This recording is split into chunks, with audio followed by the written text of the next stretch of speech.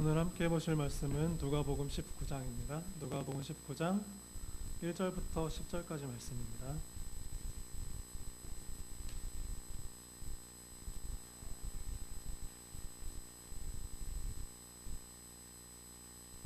누가복음 19장 1절부터 10절까지 말씀 교독하시고 마지막 절은 함께 읽겠습니다. 예수께서 여리고로 들어가 지나가시더라.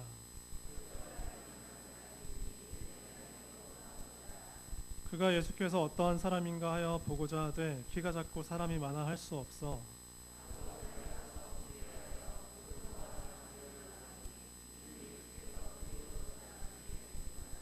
예수께서 그곳에 이르사 쳐다보시고 이르시되 삭개오야 속히 내려오라 내가 오늘 네 집에 유하여야 하겠다 하시니 무사람이 보고 수군거려 이르되 저가 죄인의 집에 유하러 들어갔도다 하더라.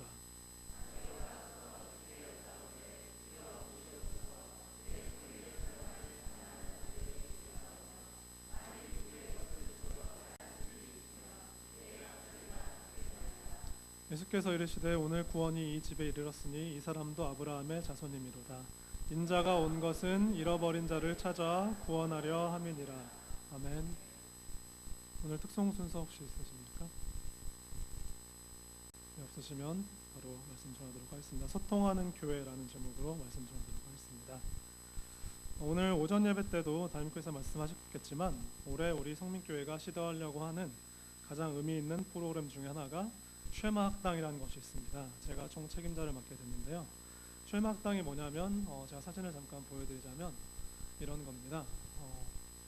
가정이 모여서 그렇게 하나님 말씀을 공부하는 그런 시간인데 여기서 보는 것처럼 가정에서 주로 어떤 대상이냐면 초등학교 1학년부터 고등학교 한 2학년까지 해당되는 그런 자녀를 두신 부모님들이 토요일 날 일정한 시간에 모여서 이렇게 테이블에 앉아서 한 가정당 한 테이블에 앉아서 부모 중에 두 분이 다 오셔도 되고요. 그리고 한 분만이라도 오신다라고 하면 이렇게 아이들을 상대로 직접 말씀을 전하면서 그렇게 성경 공부를 하고 깊은 대화를 하는 이게 그 쉐마 학당이라는 겁니다. 담임 목사님 말씀하신 것처럼 이렇게 그 쉐마가 신명기 6장 4절에 나오는 들으라 이스라엘 하면서 너희 자녀에게 부지런히 말씀을 가르치고 이마에도 새기고 문설주에도 붙여놓고 이런 말씀이죠. 그래서 세대에서 세대로 말씀이 전달되게 하는 이게 쉐마 학당인데요. 이거를 제가 총 책임자를 맡게 됐습니다. 그래서 이거를 위해서 담임 목사님께서 지난 10월 달에 저를 2박 3일 동안 경기도 안성 사랑의 교회 수원관으로 파견을 보내서 쉐마 세미나를 갔다 오게 하셨는데요. 제가 그 2년 동안 성민교회에서 제가 사역을 하면서 저를 봐오신 분들은 제가 무슨 프로그램, 무슨 세미나 이런 거 되게 싫어하는 그런 사람이라는 거 아실 겁니다. 주로 이런 세미나들이나 이런 것들이 그냥 단기간에 으쌰으쌰해서 그냥 사람 끌어 모으려는 이런 것들이 많죠. 제가 그런 것도 굉장히 싫어하는데 쉐마도 저는 처음에 그런 줄 알았습니다. 그래서 담임 목사님께서 저를 보내실 때 제가 이런 거 싫어하는 거 잘 알면서 왜 이러실까라는 생각이 들었는데 2박 3일 동안 제가 거기 있는 동안에 생각이 좀 바뀌었습니다. 이게 기독교의 본질을 붙잡고 있구나. 이게 다음 세대에서 세대로 복음이 전달되는 것이 얼마나 중요한 건데 이런 캐치를 좀 하게 됐습니다. 그래서 이건 정말 괜찮지 않나. 이게 그냥 그 시간에 말씀만 전하는 것이 아니라 성경 공부만 하는 게 아니라 가족들 간에 좀 풍성한 대화를 할 수 있는 그런 계기도 되고요. 그리고 예를 들어서 이런 것도 있습니다. 예절과 효를 실천하기 위해서 그 아이들한테 체크표를 갖다 주는 거죠. 예를 들어서 아버지가 밤에 퇴근을 하셨는데 가서 실천사항 중에 이런 게 있습니다. 가서 가방을 들어드리고 옷을 벗어드리고 또 이거를 딱 90도 인사를 해서 잘 다녀오셨습니까? 이렇게 체크를 하고 그거를 엄마가 체크를 하게 하는 이런 것도 있고요. 어쨌든 이 가정의 회복과 다음 세대의 이런 복음 전달을 위해서 되게 중요한 거라고 생각이 돼서 이런 것들을 교회가 추진을 하려고 생각을 하고 있습니다. 그래서 그 10가정을 설득을 목표로 해서 지금 준비를 하고 있는데요. 일단 저와 박호원 목사님도 이제 하원이와 그리고 박호원 목사님 첫째 딸이 이제 초등학교 1학년 올라가니까 저희부터 시작해서 대략 한 대여섯 가정 정도는 지금 얘기가 되고 있는 것 같습니다. 아무튼 10가정이 시작을 하는 걸로 목표를 하고 있는데요. 10가정이 안 되면 시작을 하지 않고 다음 때를 기다려보는 걸로 그렇게 생각을 하고 있습니다. 아무튼 이렇게 쉐마를 시작하는 데 있어서 가장 중요한 것 중에 하나가 대화법일 것입니다. 대화를 어떻게 할 것인가. 이 자리에 청소년들을 자녀로 두신 부모님들이 앉아 계시고 있는데요. 청소년과 대화하는 게 정말 힘드신 분들이 있습니다. 중2병이라고 들어보셨죠? 중2병. 북한보다 더 무서운 게 대한민국의 중2들이다 이런 얘기가 있는데 중2들, 이 사춘기 걸린 애들이랑 대화하는 것이 정말 힘들 것입니다. 청소년을 가정에 둔 가정 불화가 계속 커지는 이유가 뭘까요? 제 생각에는 서로가 대화하는 법을 너무도 잘 모르고 그냥 부모나 자녀나 자기 방식대로 그냥 대화하려고 하다 보니까 그러면서 점점 오해가 커지고 말싸움이 시작되고 이러지 않나라고 생각을 하는 거죠. 만약에 이 청소년들이라든지 특별히 그 유초등부 중에서도 초등부 한 고학년 이상 이런 애들이 이렇게 가족들 간의 대화를 시작했다고 하더라도 서로 대화하는 법을 모르면 오히려 시작을 안 하는 것만 못한 오히려 그런 역효과만 나지 않을까 그런 생각이 듭니다. 제가 참 안타까운 것은 여러분들 성도님들을 볼 때마다 대부분은 여러분들이 나는 대화를 잘하는 사람이다 이렇게 생각을 하시더라고요. 일상에서 맨날 하는 게 대화니까 가정에서 회사에서 계속 대화 말하면서 살고 계시잖아요. 근데 제가 볼 때는 이분은 대화하는 법을 정말 모른다, 이분은 대화를 정말 못하시는구나 이런 분들이 있는데도 본인은 그걸 잘 모르시더라고요. 본인은 전혀 인식을 못하고 난 참 대화 잘하는 사람이다 이렇게 살고 계시는 분들이 있습니다. 그래서 대화를 어떻게 하는가 이게 꼭 필요할 거라 생각을 해요. 그리고 초등학교 고학년 이상 정도 되는 분들이 이렇게 쉐마를 제대로 하시려면 아이들과 어떻게 대화를 풀어나갈 것인가. 오늘 여기 앉아 계신 분들이 그럼 오늘 말씀은 그냥 쉐마를 시작하는 가정, 나는 이미 자녀들 다 커버렸으니까 나는 상관없겠네 이럴지 모르시겠습니다. 그런데 우리 성민교회가 소통하는 데 있어서 이런 성경적인 대화법이란 무엇인가, 어떻게 해야 사람과 사람 관계에서 대화를 아름답게 할 수 있을 것인가, 이런 것들을 알아두는 게 꼭 쉐마를 안 하시는 분들이라도 교회의 소통에 크게 도움이 될 거라고 생각해서 오늘 설교 제목이 소통하는 교회라고 됐는데 사실은 소통하는 교회 1입니다. 앞으로 3주간에 걸쳐서 소통하는 교회 2, 3까지 해서 어떻게 대화를 하고 어떻게 말을 하고 어떻게 들을 것인가 이런 것들을 성경적인 관점으로 한번 살펴보는 그런 시간을 갖도록 하겠습니다. 쉐마를 한다라고 할 때 어떤 분들은 또 이렇게 어머님들이 이렇게 생각하시는 분들이 있더라고요. 나 같은 게 어떻게 아이들에게 성경 지식을 가르치는가. 성경 지식 가르치는 거는 적어도 좀 주일학교 교사라도 해보고 이런 성경에 좀 알고 있는 이런 사람들이 해야지 나 같은 게 뭘 한다고 아이들한테 성경을 가르칠 것인가 이렇게 부담스러워하는 분들이 있더라고요. 저는 어떨까요?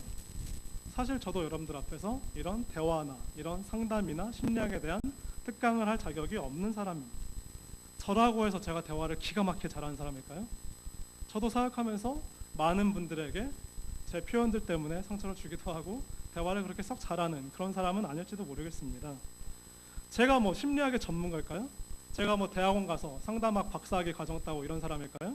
그렇지 않습니다. 제가 사실 다른 주제들에 대한 특강은 여기저기서 많이 해왔습니다. 미디어 중독이라든지 아니면 창조과학 이런 것에 대한 그런 분야들은 다른 대학이라든지 다른 교회에서든지 특강을 많이 한 사람인데, 그런데 이런 심리학이라든지 상담법이라든지 이런 거는 솔직히 저도 초짜입니다. 저도 굉장히 용기를 낸 거예요. 용기 있게 이 자리에 선 이유가 뭐냐면 바로 이런 이유입니다. 왜? 가르치는 자가 제일 많이 배우기 때문입니다. 제가 이 특강을 위해서 10권이 넘는 책과 상당한 여러분들의 특강을 참고를 했습니다. 제가 이걸 3주를 하고 나면 여러분들도 도움이 되겠지만 저 역시 굉장히 이런 부분에서 발전해 있을 것이기 때문입니다. 그래서 여러분들에게 이런 것들을 가르칠 용기를 내보는 거고요. 그리고 쉐마를 시작하기 전에 또 하나 중요한 게 성경을 어떻게 가르칠 것인가, 이런 교수법도 굉장히 중요하죠.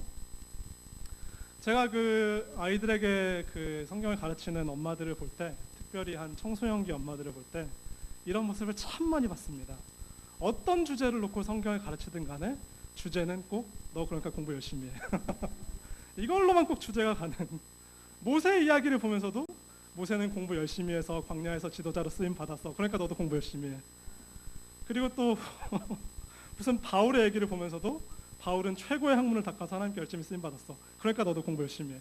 꼭 이런 식으로만 가더라고요. 그러니까 성경을 어떻게 가르칠 것인가 이걸 잘 모르면 제대로 이런 것들이 이루어질 수 없다라는 거죠. 그래서 이런 부분들을 3주간에 걸쳐서 어떻게 우리가 다음 세대를 가르칠 것인가, 어떻게 서로 대화를 할 것인가, 이런 부분들을 좀 살펴봤으면 좋겠습니다. 집에서도 잔소리 듣고 학교에서도 잔소리 듣는데 교회 와서도 너 그러니까 공부 열심히 해, 이런 소리 들으면 애들 미쳐버리는 거죠. 그러니까 3주 동안의 시간을 통해서 이런 것들을 한번 같이 배워보는 시간을 갖도록 하겠습니다. 자, 들어가면서 질문을 한번 해볼게요. 여러분들 중에 건강에 관심 없는 분들은 없으실 겁니다. 건강 중요하죠. 자, 건강을 위해서 평소에 무슨 노력을 하고 계십니까? 건강을 위해서 무슨 노력을 하고 계세요? 운동도 하시고 음식도 가려서 드시고 약도 드시고 그리고 종합 건강 검진 이런 것도 자주 하고 계시죠? 그런데 제가 물어볼게요. 왜 이런 노력을 하십니까? 건강을 위해서? 굉장히 쓸데없는 질문이죠. 건강해야 되는 건 당연한 거니까 제가 굉장히 쓸데없는 질문을 했습니다.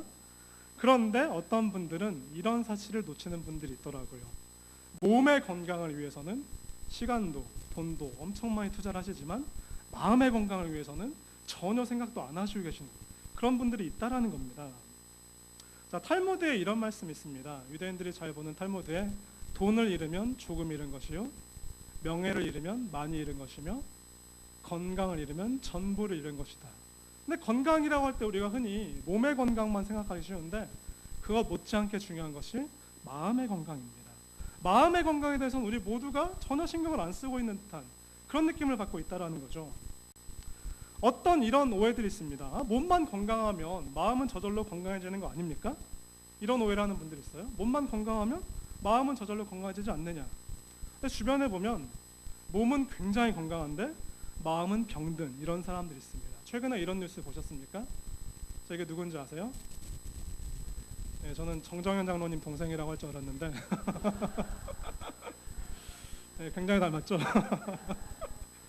제가 이 사진을 찾아보고 정 장로님 동생 있으셨나 깜짝 놀랐습니다. 이 사재혁이라는 운동선수인데 참고로 역도 선수입니다. 그런데 이 사람이 올림픽 금메달리스트죠. 딱 보면 알겠지만 몸이 굉장히 좋은 그런 사람입니다. 근육이 막 울퉁불퉁하게 나왔죠. 근데 이 사람이 올림픽 출전 불가가 되면서 불명 은퇴를 했습니다. 왜 이런 일이 벌어졌을까요? 이 사람이 후배를 폭행을 해버렸죠. 역도 선수 후배를 폭행을 해서 광대뼈가 함몰이 돼갖고 전치 6중과 8중과 이런 진단이 나왔을 정도로 후배를 그냥 무차별 폭행을 해버렸습니다. 그 이유가 연말 회식 자리에 선배들은 다 와 있는데 너는 왜 늦었냐 이러면서 막 엄청 폭행을 해버려서 지금 얘가 지금 제대로 제대로 생활을 못할 정도로 이렇게 만들었는데, 그러니까 뭘 할 수 있습니까? 몸은 굉장히 건강한데 마음은 병들어 있는 이런 사람이라는 거죠. 누군지 아십니까? 박용하라는 그런 연예인이에요. 그 몸 울퉁불퉁 지금 근육이 장난 아니죠. 그런데 이 사람이 자살을 했습니다. 뭘 할 수 있습니까? 몸은 건강한데 마음은 한없이 병들어 있는 이런 사람들이 우리 사회에 많다라는 거죠. 가끔씩 우리 사회를 떠들썩하게 하는 어떤 사이코 하나 나오는 경우가 있습니다. 뭐 연쇄 살인마라든지 뭐 강간범이라든지 이런 인간들이 나오는 경우가 있죠. 그런데 이런 인간들이 나오면 뉴스에서 가끔씩 주변 인물들 인터뷰를 하는 경우가 있죠. 뭐 그 동네 자주 다니는 구멍가게 아줌마 이렇게 인터뷰하면서 이 사람 평소에 어떤 사람이었습니까? 이렇게 물어보는 경우가 있죠. 근데 대부분은 되게 깜짝 놀라면서 대부분 그러니까 평소에 이 사이코가 왜 나왔냐 물어봤을 때 이렇게 말하는 분들은 없습니다. 평소에 내가 이 새끼 사고 칠 줄 알았다. 뭐 이렇게 말하는 분들은 거의 없습니다. 주로 뭐라고 합니까? 얘가 참 말도 없고 착한 애인데 도대체 왜 이러는지 모르겠다. 뭐 이러면서 너무 안타까운 표정으로 눈물까지 글썽글썽하면서 도대체 얘가 말도 없고 착한 애인데 왜 이런지 모르겠다. 여러분들 아셔야 될 게 말이 없는 게 착한 걸까요? 말은 못하고 있는데 그러니까 속으로는 골마 터져서 썩어 들어가고 있는, 이러면 진짜 위험한 증상이라는 걸 캐치를 하셔야 됩니다. 우리는 이런 애들을 착한 애들이라고 오해를 하고 있죠. 학교에서 말 잘 듣고 집에서 안 개기고 이렇게 조용하고 혼자 조용히 공부 열심히 하고 이러면 얘는 굉장히 착한 애들이다 이렇게 생각할 수 있는데, 말을 안 하고 있다는 건 사실은 속으로만 그냥 썩어 들어가고 있다는, 이걸 아셔야 될 필요가 있다는 거죠. 사실 진짜 건강한 애들은 이런 애들입니다. 집에서 화나면 화난다고 엄마한테 승질 부리고 대들고, 우리 한 집사님이 웃으시는 이유가 뭘까요? 화나면 화난다고 승질 부리고 대들고 할 말은 다 하는 이런 애들이 오히려 마음이 훨씬 더 건강한 애들일 수 있다는 거죠. 보면 이렇게 몸은 병들었는데 그런데 지금 이 사진에서 본 거는 몸은 굉장히 건강한데 마음은 병든 사람도 있다고 그랬죠. 그런데 반대로 몸은 굉장히 약해 보이고 몸은 병들어 보이는데 마음은 굉장히 건강한 그런 사람들도 있습니다. 이 사람 혹시 누군지 아십니까? 레나 마리아라는 스웨덴의 여가수예요. 장애인 여가수이자 피아니스트에다가 미술가에다가 별거 다 하는 사람인데, 참고로 스웨덴 장애인 수영대회에서 금메달 땄던 이런 사람입니다. 지금 보면 알겠지만 태어날 때부터 팔 양쪽이 다 없는 그런 기형으로 태어났어. 지금 이렇게 턱을 받치고 있는데 자세히 보면 손이 아니라 발로, 지금 발견하셨습니까? 발로 지금 턱을 받치고 있죠. 이 사람이 굉장히 긍정적으로 살아요. 이렇게 팔이 없어도 열심히 노래도 부르고 표정이 얼마나 천사 같습니까? 내가 장애인이다 이런 어두운 표정 찾아볼 수 있습니까? 그리고 또 이렇게 발로 그림도 그리는데 그림도 저렇게 잘 그리고 굉장히 건강하게 잘 살아가고 있다는 거죠. 뭘 할 수 있습니까? 몸은 장애고 몸은 병들어 있는데 마음은 한없이 건강한 이런 사람들이 우리 주변에 있을 수 있다라는 거죠. 자, 그렇다면 여기서 몸이 아픈 거랑 마음이 아픈 거랑 공통점과 차이점이 뭘까요? 자, 몸이 아픈 거랑 마음이 아픈 거의 공통점은 이렇습니다. 병들면 아프죠. 마음이 병들어도 당연히 아픕니다. 근데 중요한 차이점이 있어요. 몸에 병이 나면 첫 번째로 금방 티가 납니다. 나 감기 걸렸다. 콧물 나고 난리 나죠. 금방 티가 나죠. 그리고 본인이 아픕니다. 세 번째로 주변 사람들도 힘들어질 수 있다. 이게 몸의 병입니다. 저희 가정이 참고로 아픈 사람들이 좀 있어갖고 저희 어머니도 그랬고 그래서 제가 좀 아픈 가정사가 있어갖고 8개월씩 9개월씩 병원에서 가족들 간호한 그런 일이 있었어요. 본인도 물론 힘들죠. 그 아픈 사람들도 얼마나 힘들겠습니까? 그런데 주변에서 간호하는 사람들도 정말 그동안 죽어나갑니다. 정말 힘들어요. 어쨌든 본인이 아픈데 주변인들도 힘들 수 있죠. 이게 몸의 병입니다. 그럼 마음의 병 어떻습니까? 마음의 병은 티가 잘 안 납니다. 이 사람이 마음속에서 지금 어떻게 썩어 터져가고 있는지 잘 모른다는 거죠. 그리고 본인도 아프지만 주변 사람이 더 힘듭니다. 마음의 병을 안고 있으면 주변 사람들이 굉장히 힘들어지죠. 그 사람 하나 때문에. 근데 본인은 그걸 몰라요. 나 때문에 주변 사람들이 이렇게 힘들어하는데 본인은 모를 수가 있다는 겁니다. 그래서 우리가 마음의 병을 빨리 알고 빨리 캐치해서 빨리 고쳐야 된다는 거죠. 마음이 병들면 주변에 있는 사람들이 얼마나 힘들어지냐면 이런 일들이 우리 사회에서 자주 벌어지고 있습니다. 자, 10년이 지났는데 2003년에 대구 지하철 방화 사건 아시죠? 대구 지하철에 불 지른 한 사람 때문에 100여 명의 무고한 시민이 죽었습니다. 그런데 정작 이 방화범, 이 사람은 구조받아서 살았죠. 인터뷰에서 뭐라고 했습니까? 왜 불 질렀습니까? 뭐라고 그랬죠? 아무 이유 없습니다. 그냥 화나서 불 질렀습니다. 이런 얘기 들어보셨습니까? 남대문에 방화한 거 아시죠? 70대 노인이 왜 불 질렀습니까? 물어보니까 뭐라고 했죠? 단지 화가 나서 이 시대에 잘 살고 있는 사람들이 꼴 보기 싫어서 단지 이런 이유 때문에 불 지르는 이런 일들이 우리 사회에 지금 계속 생기고 있다는 거죠. 화가 가득 나 있는 그런 시대입니다. 자, 여러분들 딸 가진 부모님들 계시죠? 사위 얻으실 때 뭘 봅니까? 이 친구가 뭘 가지고 있나 이걸 보죠. 대개는 겉으로만 봅니다. 이 친구가 공부를 어디까지 했나, 지금 다니고 있는 직장의 유망성과 안정성은 어느 정도인가, 대개는 이 정도를 봅니다. 그런데 딸 가진 부모님들 중에 이 남자애가 마음의 병이 있는가 이것까지 확인하시는 분들 있습니까? 이거 확인 안 하면 딸의 인생 정말 비참해지는 겁니다. 이걸 제대로 확인 안 하면 사랑하는 딸이 평생 고통받을 수 있는 이런 여지가 있다니까요. 딸만 얘기했는데 그럼 아들은 어떨까요? 자, 아들 가진 분들도 계시죠? 애지중지하는, 눈에 넣어도 아프지 않은 아들이 군대에 갔습니다. 군대에서 최근 몇 년 동안 계속 이런 일들이 있었죠. 윤일병 사건 아시죠? 계속 이런 일이 빵빵 터지고 있습니다. 마른 몸에 탈모까지 있어 고참병들이 놀려갖고 그래갖고 막 이런 식으로 놀렸죠. 그래갖고 막 그렇게 무심코 던진 돌에 개구리가 죽듯이 그들도 잘못이 있다면서 고참들 총을 팍 쏴버린 이런 일이 있었죠. 군대 사건 터지는 게 그동안에도 간간히 있긴 했지만 지난 한 2010년부터 최근 몇 년 동안은 그야말로 그냥 활화산이 터지듯이 빵빵 터지는 이런 일이 계속됐습니다. 좀 잊을만 하면 또 터지고 또 터지고 이런 일이 반복됐죠. 제가 뭘 느꼈을까요? 저도 이기자 부대라는 빡센 부대에서 2년 넘게 생활했지만 저 때만 해도 그래도 그냥 쌓이고 쌓아 놓았던 이런 것들이 이제는 드디어 한국 사회에서 빵빵 터지기 시작하는구나. 왜? 지금 한국 사회가 사람들 마음속에 화가 가득한 그런 시대이기 때문에. 앵그리버드라는 캐릭터 아시죠? 이게 사실은 게임에서 나온 캐릭터입니다. 이렇게 게임에서 플레이 버튼을 딱 누르면 앵그리버드, 이 화난 모습의 이세가 건물이고 차고 막 사람이고 다 들이받고 다니는 이런 건데요. 앵그리버드 캐릭터가 잘 팔린 이유가 뭐겠습니까? 그만큼 한국 사람들의 마음속에 화가 가득 차 있기 때문에. 앵그리버드처럼 나도 뭐든지 한번 때려부시고 싶다, 나도 한번 불질러버리고 싶다, 이런 화가 가득 차 있기 때문에. 그래서 이런 묻지마 방화 이런 일들이 계속 벌어지고 있다는 거죠. 지금 우리 마음속에 화로 가득 찬 시대이기 때문에 남대문이 불타고 국보 1호가 없어지고 지하철에 불질러갖고 무고한 사람들이 죽는 이런 시대를 살고 있다는 거죠. 얼마나 우리 마음이 병들어 있는지, 우리가 얼마나 아픈 시대를 살고 있는지 아시겠습니까? 그동안 우리가 무관심했습니다. 그동안 무관심했던 거에 대한 대가를 지금 톡톡히 치르고 있는 거죠. 그리고 앞으로 더 심하게 치르게 될 것입니다. 이제는 뭐 가벼운 우울증 정도, 이거는 정신질환 축에도 못 들어가게 될 것입니다. 이런 정신적 질환들은 재산과 지위 정도를 가리지 않습니다.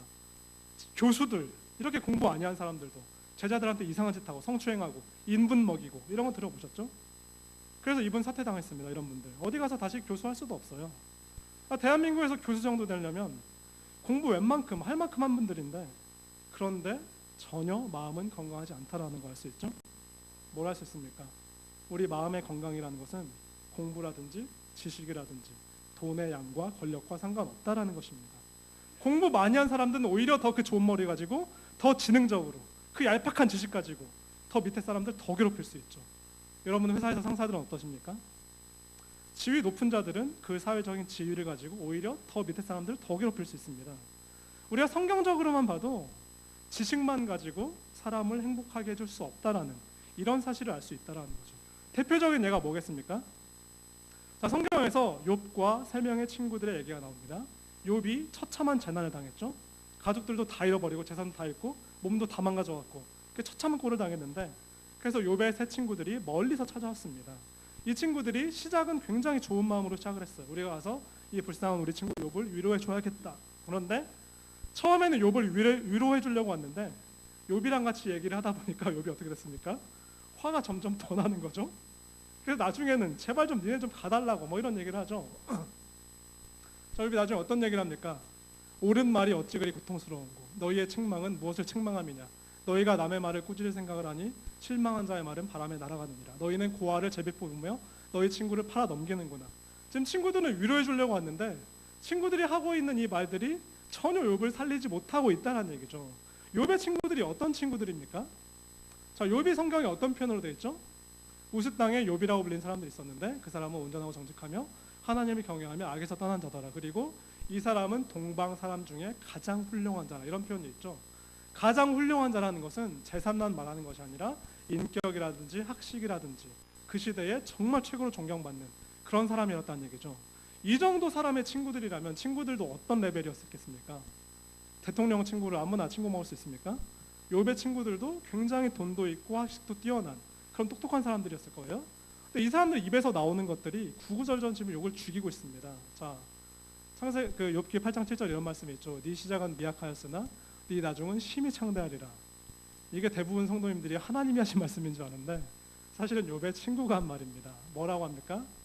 네가 만일 하나님을 찾으며 전능하신 이에게 간구하고 또 정결하고 정직하면 반드시 너를 돌보시고 네 의로운 처소를 평안하게 하실 것이라. 지금 무슨 말입니까? 네가 지금 잘못하고 있기 때문에 하나님께 벌 받는 거 아니냐. 그러니까 회개해라. 너 지금 잘못하고 있다. 못된 놈아. 지금 이렇게 욥에게 얘기를 하고 있는 겁니다. 이 표현들도 보면 얼마나 세련됩니까? 굉장히 미사얼굴에다 굉장히 아무나 할 수 있는, 못 배운 사람들이 할 수 있는 표현이 아니죠. 근데 뭘 할 수 있습니까? 욥의 이 친구들의 이 똑똑함과 이 지식과 이 잘난 게 욥이라는 아파하는 사람 하나를 살릴 수 없다. 이거 우리가 알 수 있다는 거죠. 구구절절 똑똑한 얘기 아무리 해봤자 그 안에 사랑이 담겨있지 않으면 사람을 살릴 수 없다라는 것을 알 수 있다는 겁니다. 그래서 하나님께서 뭐라고 하시죠? 하나님께서 욥의 친구들에게 꾸중을 하십니다. 여호와께서 욥에게 이 말씀하신 후에 여호와께서 대만 사람 엘리바스에게 이르시되 내가 너와 네 두 친구에게 놓아노니. 하나님께서 얼마나 이 사람들한테 화가 나셨냐면 그런즉 너희는 수소 7과 수장 7을 가지고 내 종 욥에게 가서 너희를 위하여 번제를 드리라.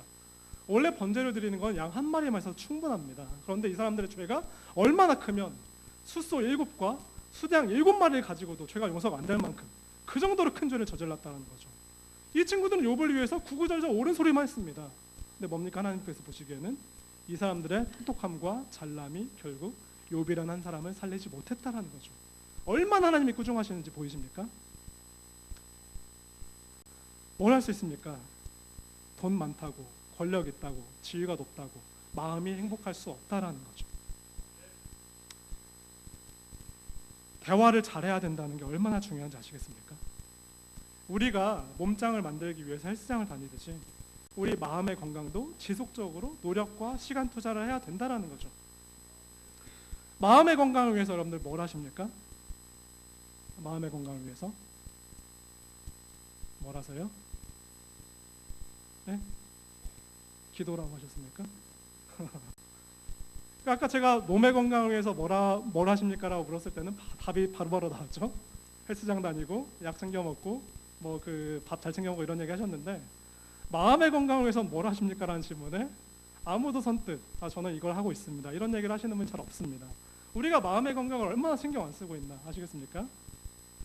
마음의 건강을 위해서 지속적으로 노력과 투자를 해야 되죠. 뭐 큐티라든지 기도라든지 독서 뭐 이런 것들이 필요할 겁니다. 근데 그 중에서도 가장 중요한 게 뭘까요? 마음의 병이 있다면 무엇보다도 먼저 상담을 받아야 되는 것입니다. 근데 우리 한국 문화는 상담이라는 것을 의외로 부담스럽게 생각을 하세요. 누군가 우리한테 목사님 상담 좀 받으셔야 되겠네요. 이러면 기분 좋습니까? 김명원 집사님 상담 좀 받으셔야 되겠네요. 이러면 김명원 집사님이 되게 기분 좋을까요? 나한테 문제가 있나? 이러면서 막 되게 막 기분 나쁘시겠죠? 그러니까 우리나라는 상담을 받는다는 거에서 굉장히 막 부담스러워하고 되게 기분 나빠하는. 근데 마음의 병이 있을 때는 제일 먼저 상담을 받아야 됩니다. 자, 운동은 언제 합니까? 운동은 몸이 아프고 나면 하는 게 운동입니까? 아니면 평소에 해야 되는 게 운동입니까? 평소에 해야 되는 게 운동이죠. 몸 아프고 나면 소용없습니다. 아프면 치료를 받아야지. 건강은 건강할 때 지켜라 이런 말 있지 않습니까? 그런데 마음의 건강은 어떻습니까? 마음의 건강 평소에 너무 신경 안 쓰고 있다가 마음의 병이 들고 난 후에야 상담받고 의사 찾아다니면서 상담료 한 번에 10만 원씩 쓰고 이런 분들이 있습니다. 마음의 건강도 평소에 해놔야 된다는 얘기죠. 마음의 건강이 얼마나 중요한지 아시겠습니까? 그런데 우리 교회들에서 이런 교육이 제대로 이루어지지 않고 있습니다. 아무 교회나 하지 않습니다. 우리 성민교회 정도나 되니까 이런 교육들이 지금 이루어지는 겁니다. 그것도 3번씩이나 사무장께서 저에게 기회를 주셨습니다. 성민교회가 얼마나 훌륭한 교회인지 아시겠습니까? 자, 그렇다면 상담을 받아야 된다고 했는데, 그렇다면 여러분들이 받아야 될 가장 중요한 상담은 무엇인가? 저의 답은 이것입니다. 여러분들이 받아야 될 가장 중요한 상담은 예수를 제대로 만나는 것입니다. 자, 예수님은 어떤 분이실까요? 제가 생각하는 예수님은 여러 가지 모습이 있지만 그 중에서 가장 중요한 것 중 하나는 예수님은 위대한 상담가라는 사실입니다. 이사야서 9장 6절에 보면 이런 예언이 있죠. 앞으로 오실 메시아 예수님에 대해서 이는 한 아기가 우리에게 낳고 한 아들을 우리에게 주신 바 되었는데 그의 어깨에는 정사를 메었고 그의 이름은 기묘자라 모사라 전능하신 하나님이라 영존하신 아버지라 평강의 왕이라 할 것입니다. 이런 얘기가 있죠. 여기서 다른 단어들은 여러분들이 좀 되게 이해가 가시는데 도대체 이놈의 기묘자와 모사는 무슨 뜻인가? 이게 그 100년 전에 백인 선교사들이 한글 성경 번역할 때 쓰던 단어를 지금도 그대로 쓰고 있는 겁니다. 기묘자라 모사라는 게 무슨 말이냐면요, 영어로 보시면 훨씬 더 쉽게 다가올 겁니다. 영어 성경은 이렇게 되어 있습니다. And he will be called wonderful counselor 이렇게 되어 있어요. 기묘하다가 wonderful이죠. 그리고 모사가 뭐냐면 counselor라고 되어 있습니다. wonderful counselor 무슨 말입니까? 탁월하신 카운셀러, 상담자라는 뜻이죠. 예수님이 하신 여러 가지 역할 중에 가장 중요한 것 중에 하나가 우리에게 탁월한 상담자가 되어 주시는 것. 그래서 우리가 상담을 제대로 하기 위해서는 먼저 예수님을 제대로 만나야 된다는, 지금 그 얘기를 하고 있는 겁니다. 우리가 흔히 부르는 찬송 중에 이런 찬송이 있죠. 내 주 예수 모신 곳이 그 어디나 하늘나라, 이런 찬송이 있죠. 우리가 마음속에 예수를 제대로 모셔드리면 우리 마음속에 화가 풀어지고, 그리고 우리가 예수님께 상담을 제대로 받아서 그 어디나 예수님 계신 곳이 하늘나라라는 이런 고백을 하게 된다는 거죠. 구약 성경에서 예수님을 원더풀 카운셀러로 묘사를 했습니다. 신약에 와서도 똑같은 말이 또 나와요. 예수님께서 이제 승천하시기 전에 이런 예언을 하시죠. 내가 아버지께 구하겠으니 그가 또 다른 보혜사를 너희에게 주사 영원토록 너희와 함께 있게 하리니. 여기서 보혜사라는 단어도 또 무지무지 어려운 또 이상한 단어가 나왔는데, 그래서 그 한자로 보면 이렇게 돼 있죠. 은혜를 보충해 주시는 분, 이런 뜻이죠. 그러니까 은혜를 보충을 해주시는데 어떻게 보충을 해주시냐, 이거 역시 영어 단어를 보면 확실히 알 수 있습니다. And I will ask the Father and He will give you another counselor. 뭐라고 돼 있죠? 보혜사가 또 다른 카운셀러를 너에게 보내주시겠다. 예수님의 역할을 이어받아서 성령님 역시 하신 일이 뭡니까? 우리와 상담을 해주시겠다. 이게 가장 중요한 역할 중에 하나라는 거죠. 그래서 우리가 진짜 제대로 상담을 받는 가장 첫 번째 길은 예수님, 성령님을 제대로 만나는 것입니다. 이게 바로 성령님의 역할이죠. 자, 마태복음 11장 28절에 보면 이런 말씀이 있습니다. 수고하고 무거운 짐진 자들아 다 내게로 와 내가 너희를 쉬게 하리라, 이런 말이 있죠. 이게 바로 예수님께서 상담자로서 어떤 역할을 해주시는가. 수고하고 무거운 짐진 자들, 여기서 여기서 짐은 마음의 짐을 얘기를 하는 겁니다. 우리의 마음속에 가득한 이 불같이 타오르는 이 화-덩어리들, 이 화병들, 이런 마음의 짐들을 예수님께서 없애주시겠다. 그래서 우리에게 상담자 역할을 해주시겠다. 이게 예수님께서 하시는 가장 중요한 역할 중에 하나입니다. 제가 이 특강을 준비하면서 10권이 넘는 책을 참고를 했다고 그랬죠. 상담과 심리에 대해서. 그런데 그 어떤 책들에서도 이 구절만큼 정확하게 상담이란 무엇인가를 정의해주는 그런 책을 찾아보지 못했습니다. 상담이란 뭘까요? 예수님을 만나서 우리 마음속의 짐들을 내려놓는 것. 이게 진짜 제대로 된 상담입니다. 다른 데서 찾지 마세요. 정신과 의사 찾아가서 10만 원씩 주고 상담하지 마시고 예수님을 제대로 찾으시기 바랍니다.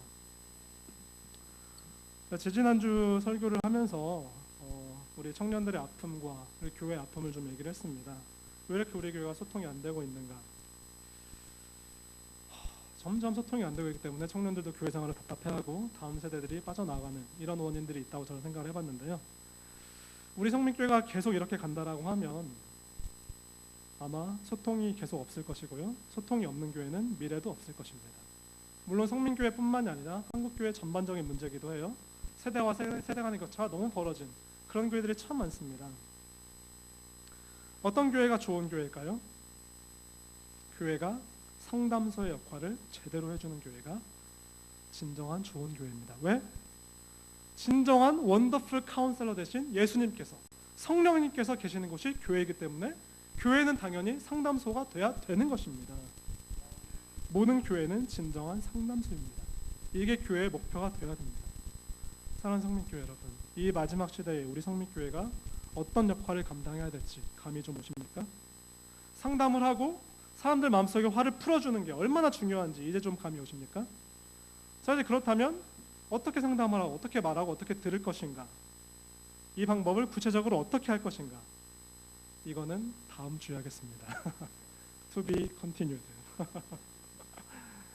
오늘은 여러분들이 진정한 상담자 되시는 예수를 만나는 것이 이토록 중요하다. 우리 시대가 지금 얼마나 망가져가고 있나, 이걸 깨달은 것만으로도 충분하지 않나. 지금 벌써 시간이 지금 서론만 하느라 지금 시간이 벌써 이렇게 됐는데 그러니까 다음 시간과 다다음 시간에 걸쳐서 그렇다면 우리가 어떻게 대화를 하고 어떻게 말하게 듣기를 성경적으로 할 것인가, 이런 것들을 배워보는 시간을 가지도록 하겠습니다. 그래서 다음에 안 오시면 오늘 들은 것도 말짱꽝이 되는 겁니다. 저도 이 강의 준비하느라 정말 힘들었어요. 책을 10권 넘게 읽고 준비하는데 시간 정말 많이 걸렸습니다. 여러분들이 다음 주랑 다다음 주에 계속 와주셔야 되는 거예요. 제 연구를 통한 구체적인 성경적인 대화 방법은 무엇일까? 이거는 다음 시간에 하도록 하고요. 오늘은 시간이 좀 많이 되었기 때문에 오늘 본문에 나온 예수님과 삭개오 얘기만 하고 마무리를 하도록 하겠습니다. 예수님께서 원더풀 카운셀러, 탁월한 상담자로서 어떻게 대화를 하셨나 가장 잘 보여주는 장면이 예수님과 삭개오의 대화에 나와 있습니다. 예수님께서 3년 동안 공생에 사시는 동안에 많은 사람들을 치료해 주셨죠. 근데 우리가 흔히 오해하기 쉬운 게 예수님께서 그들의 몸만 고쳐주셨다, 육신의 병만 고쳐주셨다, 이렇게 오해를 하기 쉽습니다. 그런데 더 중요한 게 있습니다. 예수님은 그들의 몸만 고쳐주신 게 아니라 마음의 병도 고쳐주셨다. 이걸 잘 모르시더라고요. 예수님께서 많은 사람들을 치료해 주셨는데 몸뿐만이 아니라 마음에 있는 화까지 제거를 해주시는 그런 일을 하셨다라는 거죠. 대표적인 사건이 바로 삭개오 사건입니다. 삭개오 사건을 보면서 예수님께서 얼마나 원더풀 카운셀러이신지 이걸 알 수 있을 거예요. 그런데 여러분들이 여태까지 성경을 볼 때 예수님께서 삭개오와 만난 이 장면을 예수님의 삭개오와 상담하셨다, 이걸로 보질 않았기 때문에 이런 걸 놓치고 계시는 그런 일들이 있지 않나. 예수님께서 삭개오랑 상담을 해주신 겁니다. 얼마나 원더풀하게 카운셀링을 해주셨는지 한번 보겠습니다.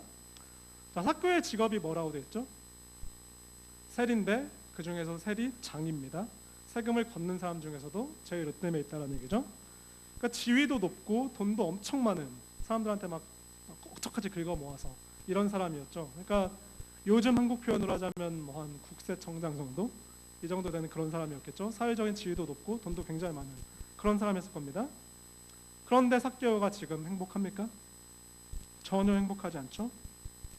왜 행복하지 않을까요? 그 이유는 여러분들도 다 잘 알고 계실 겁니다. 요즘식으로 얘기를 하면 왕따를 당하고 있는 거죠. 왜 왕따가 당하고 있죠?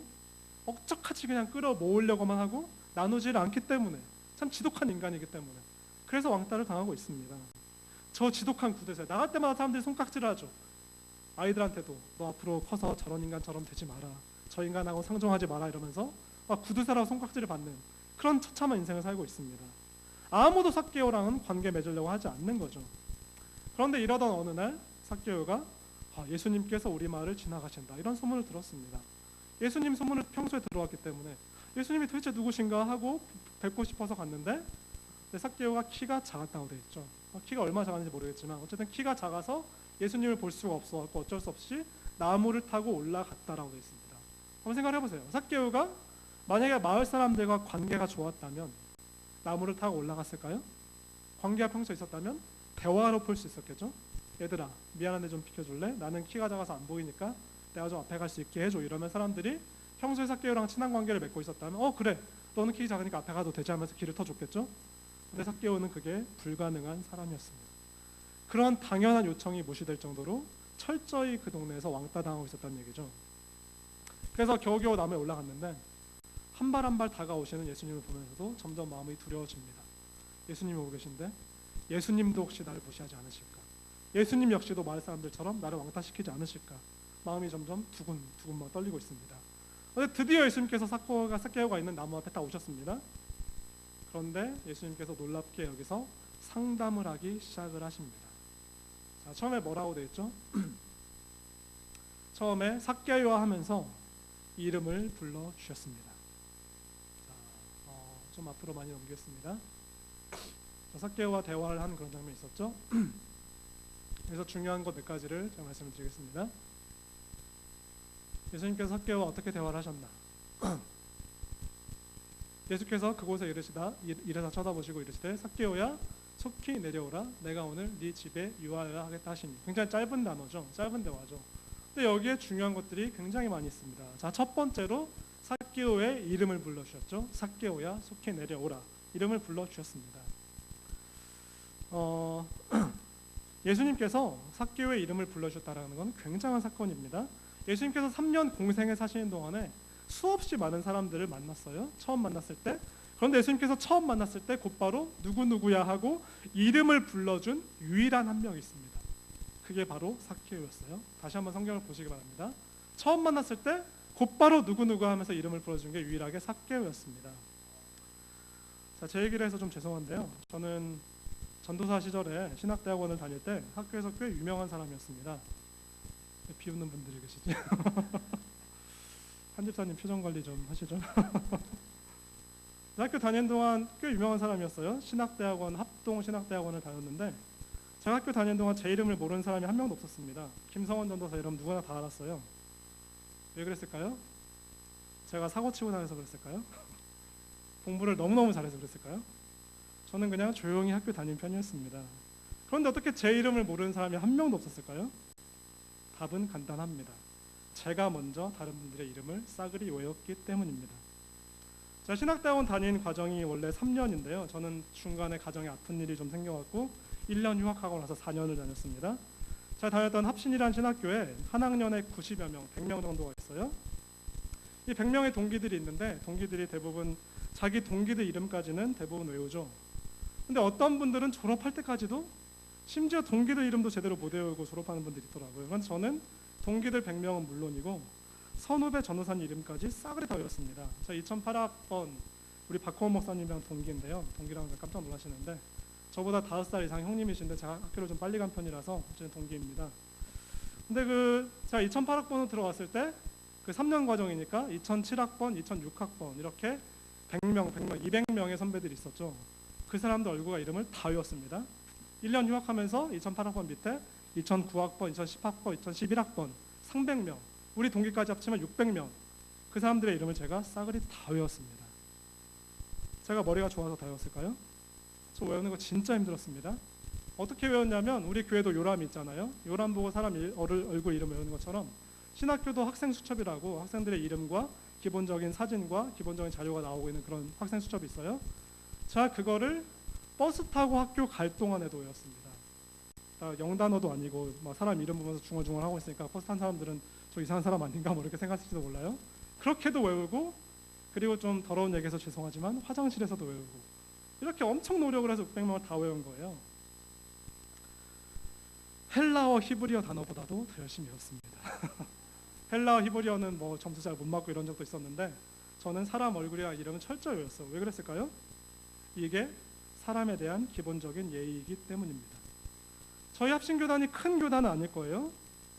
이 교단이 합신교단 좁은 바닥에서 노회, 총회하면서 어차피 평생 만나야 될 사람인데, 그러니까 제가 그 사람들 만났을 때 이름을 기억하고 정말 중요한 거죠. 그래서 정말 열심히 외웠습니다. 근데 제가 이름을 외우고 다니니까 놀라운 점이 있었어요. 그 이름 하나 외우는 걸로 인해서 그 사람과의 의미 있는 관계가 시작된다는 점입니다. 어쩌다 신학교에서 마주쳐서 부를 일이 있죠. 박호환 목사님 딱 저기 계시는데, 자, 아직 이름을 모르는 상태예요. 우리 선배라고 생각을 해봅시다. 근데 제가 저기요 하는 거랑 제가 박호원 목사님 부르는 거랑 차이가 어마어마하죠. 그러면 그 상대방이 깜짝 놀라죠. 아니, 난 당신을 모르는데 당신 어떻게 내 이름 아느냐. 그럼 제가 수첩 보고 외웠습니다. 이러면 그분도 굉장히 미안해하면서, 그럼 당신의 이름 뭡니까? 저는 김성원 전도사입니다. 이러면 3년 동안 절대 안 까먹더라고요. 심지어 그 졸업하고 나서도 노회 총회에서 어쩌다 만나서도 저 옆에 있는 다른 동기들 이름 몰라도 제 이름은 확실히 기억하더라고요. 김성원 전도사님이죠 이러면서. 신학교 때 인상이 깊었습니다 이러면서 얘기를 하더라고요. 제가 우리 교회 온 지 지금 3년 차가 됐습니다. 제가 처음 와서 한 달 동안 한 일이 있어요. 한 달 동안 죽어라고 요람에 있는 사진들을 외웠습니다. 혹시 여기 앉아 계신 분들 중에 저기 설교하는 김 목사랑 나랑 한 번도 제대로 대화를 해본 적 없으니까 저 사람이 나 이름 모르겠지. 예배 끝나고 물어보세요. 다 알고 있습니다. 그런데 지금도 모르는 분들이 간혹 있습니다. 어떤 분들은 사진이랑 이름이 너무 매치가 안 되는 분들, 이 현대과학의 힘을 빌어서 사진에다가 너무 조작을 해놓으신 그런 분들이 있더라고요. 그래서 이분들은 봐도 모르겠다 이런 분들이 간혹 있고, 또 어떤 분들은 거의 뭐 사진 낸 게 거의 뭐 고등학교 졸업사진 뭐 이런 거 내고 지금 평생 동안 울고 먹고 계신 이런 분들 계시는데, 근데 이런 분들 빼고는 제가 이름 다 외우고 있습니다. 자, 제가 이런 얘기를 왜 할까요? 이따 얘기하겠지만 여러분들이 우리 청년들의 이름을 외워주십시오. 올라오시면서 보셨죠? 계단에 청년들의 얼굴과 이름을 붙여놨습니다. 이 얘기를 나중에 다시 한번 하도록 하겠습니다. 자, 다시 한번 본문으로 들어와서 예수님께서 왜 유독 삭개오에게만은 이름을 불러줬을까요? 이름을 불러주는 것은 관계의 시작이기 때문입니다. 외로움 때문에 처절히 몸부림치는 사람에게 가장 좋은 건 뭐겠습니까? 이름을 불러주는 것입니다. 김춘수 시인의 꽃이라는 그런 시가 있죠. 내가 그의 이름을 부르기 전에는 그냥 그는 나에게 다른 특별한 의미가 없었다. 그런데 내가 그 꽃의 이름을 꽃아 이렇게 부르자 꽃은 나에게서 와서 큰 의미가 되었다. 이런 시가 있죠. 우리가 이름을 불러주는 거는 그때부터 관계가 시작된다는 얘기입니다. 예수님께서 삭개오야, 누구도 거들떠보지 않는, 아무나 다 왕따시키면서 무시하던 이런 삭개오에 가서 삭개오야 라고 이름을 불러주셨을 때 삭개오의 마음이 너무너무 행복하지 않았을까.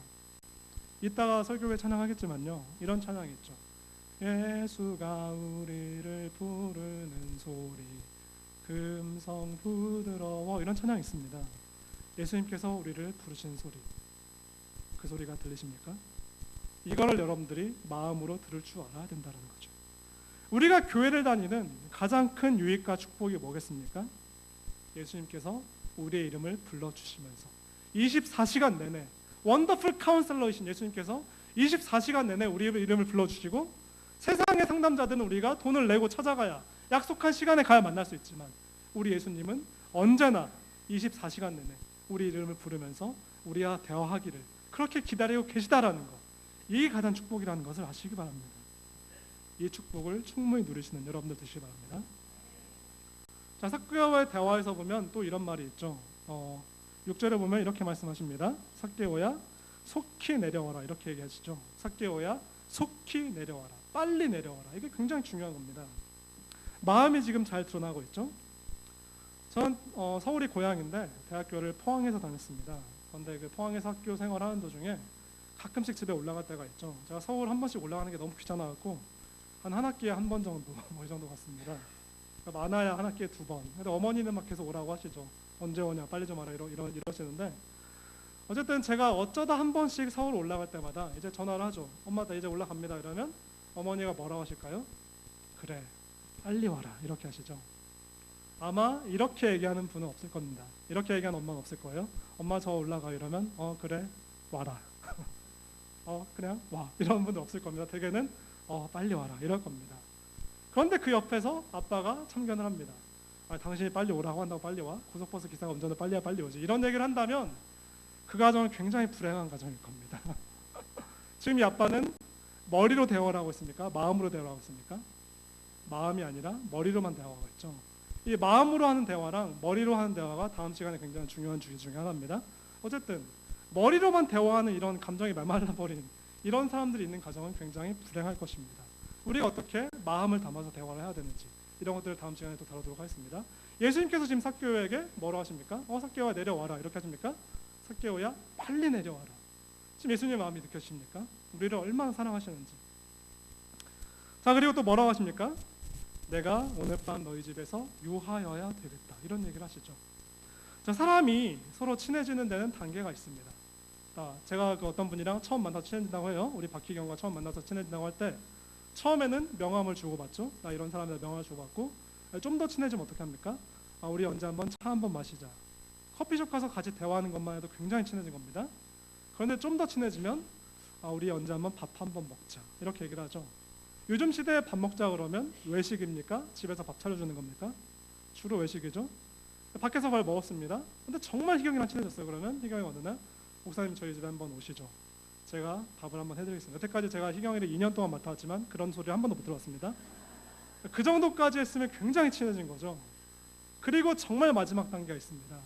목사님 우리 집 와서 한번 저랑 같이 주무시죠. 이러면 이제 더 이상의 친밀한 관계가 없을 정도로 그렇게 친해진 거죠. 예수님께서 삭개오에게 뭐라고 하십니까? 내가 오늘 밤 너희 집에 유하여야 되겠다. 예수님께서 지금 삭개오를 얼마나 아끼고 계시는지, 삭개오에게 얼마나 마음을 열어주고 계신지 보이십니까? 그래서 삭개오가 어떻게 반응을 하죠? 삭개오의 다음 반응이 놀랍습니다. 빨리 내려왔죠. 그러고 나서 뭐라고 합니까? 예수여 이러면서 그동안의 삶을 회개를 합니다. 삭개오가 서서 여짜오되 주여 보시옵소서 내 소유의 절반을 가난한 자들에게 주겠사오며 만일 누구의 것을 속여서 타치한 것이 있으면 네 갑절이나 갚겠나이다. 지금 이런 얘기를 하고 있습니다. 지금 삭개오가 엄청나게 달라졌다는 거 보이십니까? 삭개오의 비포 애프터가 이렇게 달라졌습니다. 이것보다 더 중요한 게 있습니다. 자, 6절을 보면 뭐라고 되어 있죠? 6절을 보면 삭개오가 급히 내려와 즐거워하며 영접하거늘. 이게 보이십니까? 삭개오 여태까지는 화로 가득 찬 인생이었는데 누구도 자기를 알아주지 않고 전부 다 왕따를 시키는 그런 화로 가득 찬 인생이었는데 예수님을 만나고 나니까 예수님께서 그 마음의 화를 없애주셨다는 이런 고백을 하고 있는 거죠. 삭개오가 예수를 만나서 즐거워하면서 영접해줬다고 이런 얘기를 하고 있습니다. 자, 여기까지 들으셨는데 여러분들 어떠십니까? 삭개오는 지금 예수님을 만나서 즐거워졌다고 되어 있죠. 그런데 여러분들은 교회 생활 하시는 게 어떻습니까? 교회 생활이 즐거우십니까? 제가 볼 때 어떤 분들은 그냥 마지못해서 의무감과 내가 교회에서 맡은 책임이 있으니까 내가 계속 다녔던 인간관계가 있으니까 억지로 교회 나오는 그런 분들이 있다라는 거죠. 표정이 아주 그냥 불편하신 그런 분들이 있습니다. 여러분들이 표정이 불편하고 마음에 아직 무거운 것들이 교회 생활하면서 남아있다면 무슨 뜻입니까? 아직 여러분들이 원더풀 카운슬러 되신 예수님을 제대로 만나지 못해서 마음속에 그런 아픔들이 남아있다라는 거죠. 사랑하는 성도 여러분, 예수님을 제대로 만나시는 그런 여러분들 되시기 바랍니다. 그럼 여러분들의 교회 생활이 즐거워지고 여러분들의 신앙생활이 즐거움으로 가득 차게 될 것입니다. 자, 일반 이웃들이 바라보는 삭개오와 예수님이 바라보는 삭개오는 전혀 다른 사람이었을까요? 똑같은 사람입니다. 예수님이 바라보실 때도 삭개오는 똑같이 자린고비고 똑같이 구두쇠입니다. 똑같이 피도 눈물도 없는 상종 못할 인간입니다. 그런데 예수님은 삭개오를 그렇게 보셨지만 어떻게 대했죠? 예수님은 다른 사람들처럼 삭개오를 벌레만도 못한 인간으로 취급하지 않았습니다. 예수님은 삭개오 역시 구원받아야 될 존귀한 영혼으로 삭개오를 대해 주신 거죠. 이게 바로 상담자의 마음입니다. 이게 바로 우리 모두의 모습입니다. 우리 모두는 예수를 만나기 전까지 삭개오보다도 못한 이런 버러지 같은 자들이었습니다.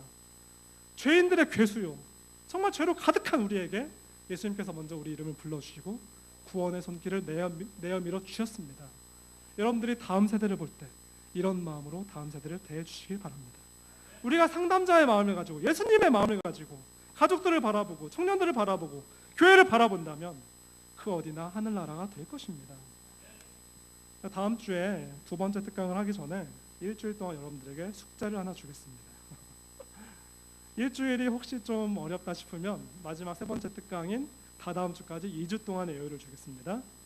자, 저기 본당 올라오는 계단에 청년 아이들의 얼굴을 붙여놨죠. 이 청년들의 열 몇 명 되는 청년들의 얼굴을 외우시기 바랍니다. 혹시 안 되면 폰으로 사진 찍어서라도 외우시기 바랍니다. 애들이 싸가지 없이 인사 안 한다 이러지 마시고 이름을 외워서 먼저 인사하시기 바랍니다. 이 청년들이 지금 사진 걸어놓은 것도 지금 굉장히 용기가 필요한 겁니다. 여자애들 같은 경우에 사진 찍자고 하니까 막 계속 도망다니면서 지금은 화장을 안 해서, 지금은 어젯밤에 잘 못 자서, 이렇게 계속 도망다니는데 사진 찍자고, 남자애들은 사진 찍자고 하면 그냥 웬만큼 응해주는데 여자애들은 사진 한번 찍자고 하니까 그래서 화장실 갔다 올게요, 집에서 더 좋은 사진 보낼게요 이러면서 정말 힘들었습니다. 어떻게든 이 애들 사진 구해서 걸어놓긴 했는데 이제 여러분들이 하실 일이 있습니다. 이 아이들의 얼굴과 이름을 외워주십시오. 제가 2주 뒤에 여기 계신 분들 테스트합니다. 이름 안 오시는 거 아니에요? 물론 어르신들에게만 인사를 강요하지 않습니다. 아이들 역시 어른들의 얼굴을 보고 이름을 외우고 인사를 해야 될 것입니다. 제가 아이들 편만 드는 게 아니에요. 청년이랑 같이 하는 예배가 되면서 한 달 마지막 주마다 그 자기 소개하는 시간이 있을 거예요. 이제 1월 마지막 주일에 규정이 굉장히 부담스러워하고 있는데 그 앞에서 소개하고 뭐 자기 사진들 보여주고 기도 제목을 얘기하고 그러면 전부 다 이 어른들이 같이 기도해주는, 아이들만 하는 게 아니라 우리 목사님급에서도 그렇게 하시고요, 장로님급에서도 돌아가면서 이렇게 그 자기 소개할 시간을 좀 가지려고 하는데 우리 담임 목사님도 왜 안 시켜주냐고 굉장히 기대하고 계시는 그런 것 같은데요. 어쨌든 담임 목사님도 시작해서 그렇게 할 겁니다. 서로를 소개하고 기도해주는 시간을 가질 건데 아무튼 서로 이렇게 얼굴과 이름을 외워주시기 바랍니다. 그런데 한번 잘 생각해 보세요. 자, 어른들은 지금 200명 가까이 됩니다. 청년 아이들은 열 몇 명입니다. 누가 더 쉽겠습니까? 어른들이 이 열 몇 명 외워주는 게 쉬울까요? 아니면 청년들이 100 몇 명, 200명 가까이 외우는 게 쉬울까요? 어른들이 먼저 힘써주시길 바랍니다. 이 자리에 어르신들이 많이 계십니다. 어르신들이라고 하면 되게 나이에 따라서 어르신들이 결정이 되죠. 그런데 교회의 법칙은 다릅니다. 예수님께서 그런 말씀하셨죠. 먼저 된 자가 나중 되고 나중 된 자가 먼저 된다고. 교회의 진짜 어른이 어떤 사람들일까요?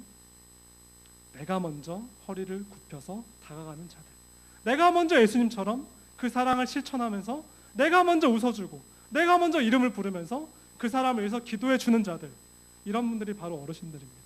나이가 아무리 어려도 이거를 먼저 실천하는 사람이 있다면 이 사람이 교회의 어르신 역할을 하는 겁니다. 어르신의 특권만 누리려고 하지 말고 먼저 어르신답게 행동하시길 바랍니다. 먼저 화해하고 먼저 손길을 내어 미는 게 어른입니다. 우리 교회에 소통이 정말 필요합니다. 이대로 가면 정말 심각해집니다. 여러분들이 청년들 버릇 없다고 왜 인사 안 하냐고 이러기 전에 내가 먼저 어른으로서의 자리를 지켜주십시오. 어른으로서의 품위와 모범을 보여주시는 그런 우리 성민교회 되시길 바랍니다. 다음 시간에 이어서 두 번째, 세 번째 성경적인 대화법이란 무엇인가 특강을 계속하도록 하겠습니다. 자, 기도하겠습니다.